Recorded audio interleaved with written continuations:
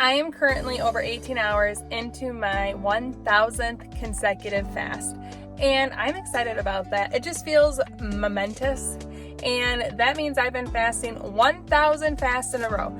Did I hit my target every single time? No.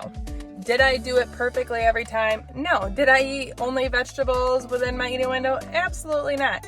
But I have fasted 1,000 fasts in a row. I have tracked every single one of them, and I'm celebrating today.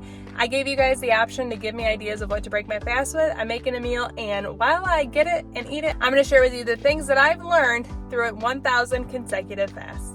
Let's go. My very first thing that I've learned is fasting is much easier when you have an eating window that you look forward to. Having foods that I love in every single eating window makes fasting not seem sacrificial. It makes it seem worth it. It is so nice to get to an eating window that I love that it's worth fasting for. Another red light, another tip for you. My number 2 thing that I've learned is perfection is not required. I have a goal of fasting 18 hours in between every single eating window, and I hit it almost always, but perfection isn't required. Are there days I broke it early? Are there events I broke it early for? Did I go on vacation and not hit 18 hours? Absolutely. What I do on a regular basis is so much more important than what I do on the one-off.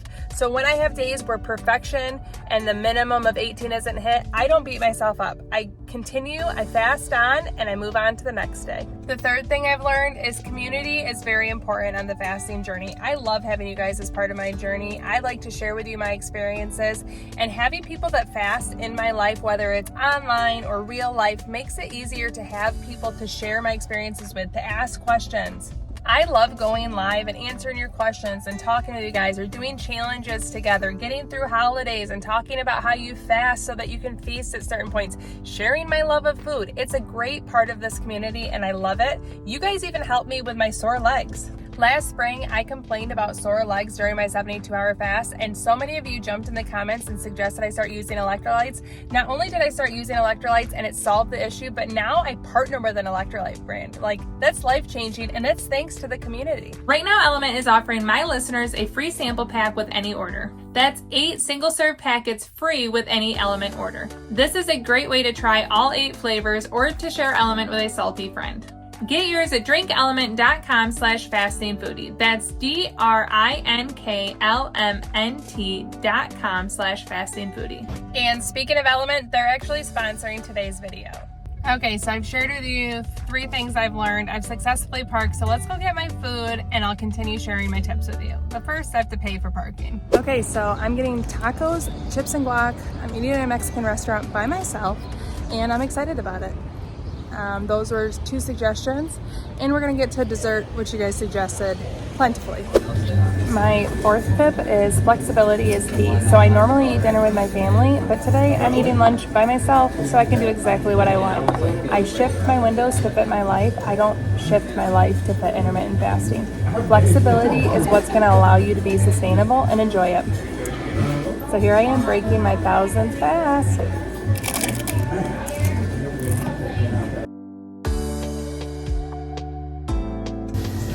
And now my tacos arrived.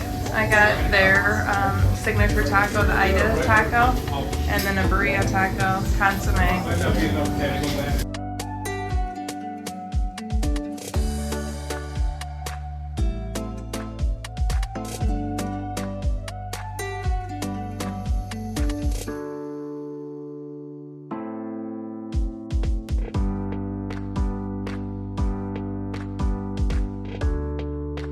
Another thing that I've learned is my food preferences have changed over the last almost 3 years.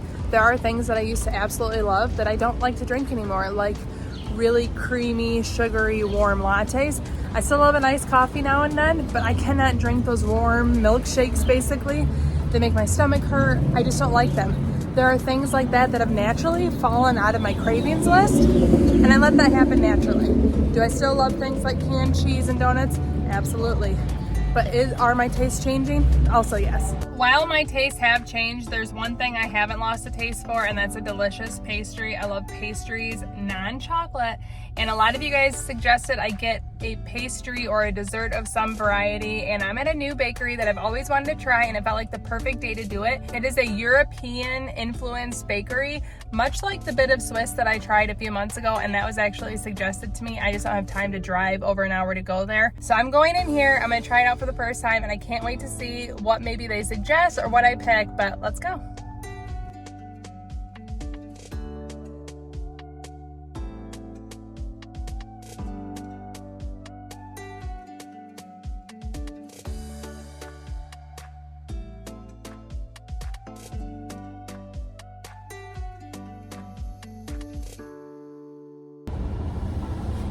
Can I have a super iced coffee with cream and marshmallow?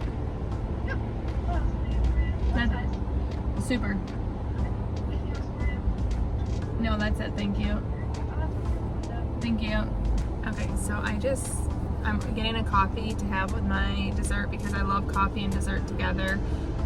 So we're gonna get my coffee and I'm gonna park.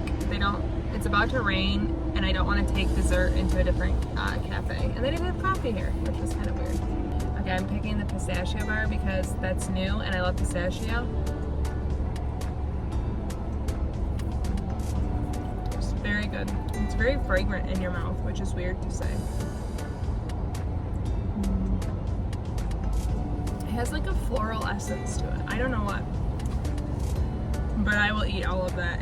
As I'm eating this full of joy, one thing that I've learned is that diet brain does not go away. So even though I'm able to eat this and very happily enjoy it, there are days that I wake up and I think, oh my gosh, I gained all my weight back, or oh my gosh, I screwed up. And it's not frequently, but I spent so many years dieting, so many years feeling bad about myself, so many years feeling unworthy of enjoying food or festivities, or feeling like I couldn't be healthy and eat good food. So even though I feel so healthy in my space and I feel like intermittent fasting is the lifestyle for me and I'm very confident in that, there are days where diet brain enters, but I'm so grateful that it's less and less the longer that I fast. But if you're new to this and you wake up one day and you feel like you gained any weight that you lost back or you've lost all progress and it feels like a mental battle, I've been there and it's just part of the journey. Even though I found my solution, diet brain doesn't just zap go away, and that's unfortunate. Look at this. This has nothing to do with the video, but I love that I can have an eating window like this and enjoy it, and I can explore something new, and because a pistachio bar sounded good, I get a pistachio bar. Another thing that I've learned along the way, not everyone in your life is going to understand this choice. You will have people that are going to be negative, they're going to be naysayers, they're going to kind of blow off what you're doing. But here's the thing, they don't have to understand. No one argued with me when I did Weight Watchers. No one argued with me when I dieted. But as soon as I become a faster, they tell me I'm starving myself, they tell me I can't do it, or they tell me, especially on YouTube comments, that I have an eating disorder. And here's the thing. Does people saying that to me make a difference? No.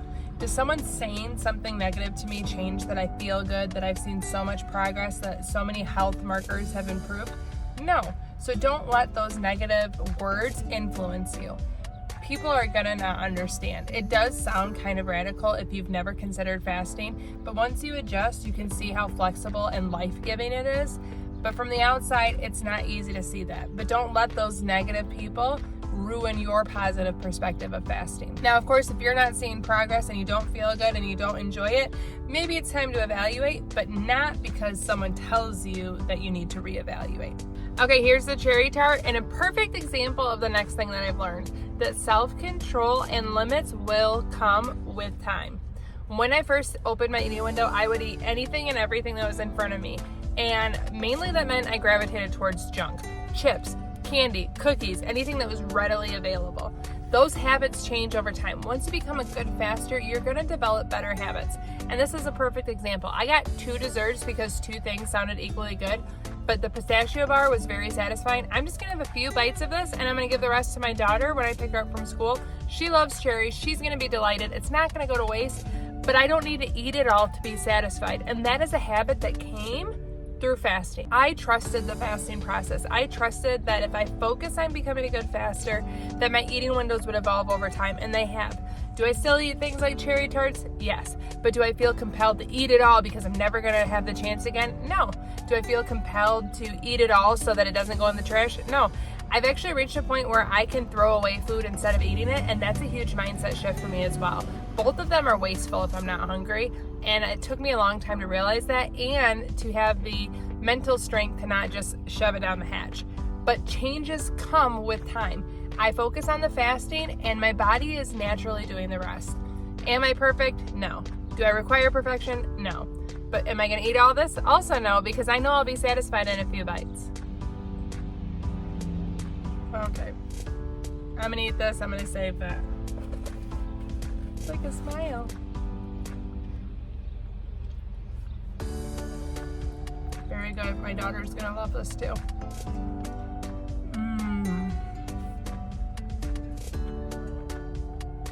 That crust is so good. I love crust. Yummy, yummy, yummy. Last bite, then I just have my coffee to finish my OMAD. I'm actually gonna add caramel chocolate element to my iced coffee. This was one of their holiday flavors, but chocolate is really good in iced coffee too. So speaking of finishing my OMAD, that is another thing that I have learned over the last 1,000 fasts, is that what works for me is not gonna work for everyone, and what works for others may not work for me. So a lot of people find OMAD too restrictive, or a lot of people don't like my definition of OMAD, but I do. I like to have an eating window where I can focus on one meal a day. Usually it's dinner, today it was lunch, but if that involves an appetizer, my entree, and dessert, so be it. I don't limit myself to a plate or to a little bit of time. I just skip breakfast and lunch, and I eat dinner. Whether I have a snack before or not, I still consider it OMAD. If you don't consider that OMAD, you don't have to do it that way. If you don't like to do OMAD, you don't. If you find a lot of success in 2 meals a day, that's amazing. I personally have a hard time limiting quantity of food, so it's much easier for me to limit time. But we're individuals, and we can all find success with intermittent fasting in a way that works for you, and I can find what works for me. And that's one thing that I learned, is that my success isn't gonna be success for everyone else. I've always ate lots of carbs. So when I started fasting, I didn't add carbs back into my diet. I just kept eating them in a shorter window. I didn't change my diet. I've always ate that way. Another thing I learned, and this is taking it way back to the beginning, don't think of I have to fast for the rest of my life. Think of it as one day at a time. Think of one fast, look forward to that one eating window, and then the next fast. If you take it incrementally, step by step, guess what? The journey of 1,000 miles begins with one step. That is a very famous quote. I probably butchered it. It's something like that. But you don't have to think of, oh my gosh, I need to fast for the rest of my life to lose weight and maintain weight loss. That's overwhelming. Take it one fast at a time. And then it takes it into bite-sized pieces. And then you have, hey, I can fast until that delicious eating window. You have the delicious eating window, you're satisfied. Hey, I'm so satisfied, it's not a big deal for me to fast again. Then you have that next fast, and while you're fasting, you're looking forward to that one eating window. Taking it in increments of one fast, one eating window is gonna get you step by step building that fasting muscle, and pretty soon you're gonna be amazed at how far you've come. You might just hit 1,000 consecutive fasts. I've also learned that fasting is so much more than just weight loss. Did I come to it simply to lose weight? Yes, but I got so much more than that. And if you want to learn about the benefits other than weight loss, check out this video right here. Thank you so much for watching. Ciao, down and ciao.